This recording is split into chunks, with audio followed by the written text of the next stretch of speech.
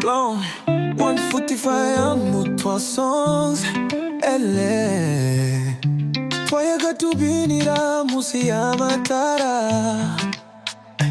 tuseka kugeza bucya wowe nanje ndamagambo twaviraga inzozi twagurutse nk'inyoni ariko ibihe byarahindutse amajwi yarazime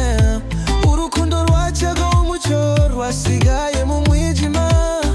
funga amaso numva izina ryawe ese nawe uracyabibuka Nyambo Jessica urakibuka ijoro twabyinaga i Nyamirambo mu ndambwe zose mu ndirimbo zose wari urumuri rwanjye teka rwangiranye n'iyo byiza inzozi nyinshi tubatse isi yuzuye ibyishimo ariko amagambo yavuzwe imitima irakonja ubu njye nyine ntegereje ariko ibihe byarahindutse amajwi yarazime urukundo rwacaga umucyo rwasigaye mu mwijima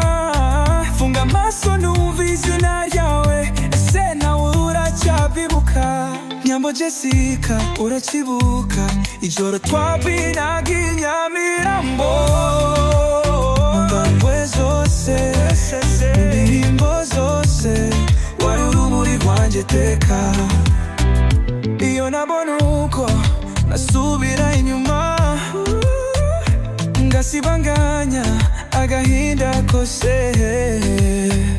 wanyegera ugafata ikiganza cyanjye cyangwa wanyibagirwa burundu Nyambo Jessica tugende urukundo rwacu ntirugacike mu ntambwe zose mu ndirimbo zose warari urumuri rwanjye iteka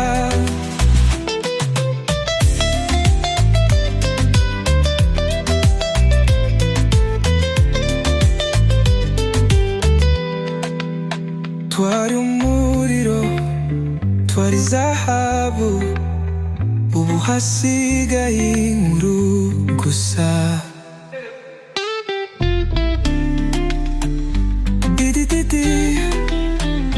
Blown 145 AM mutwa songs ele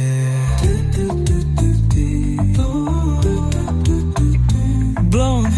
145 AM mutwa songs ele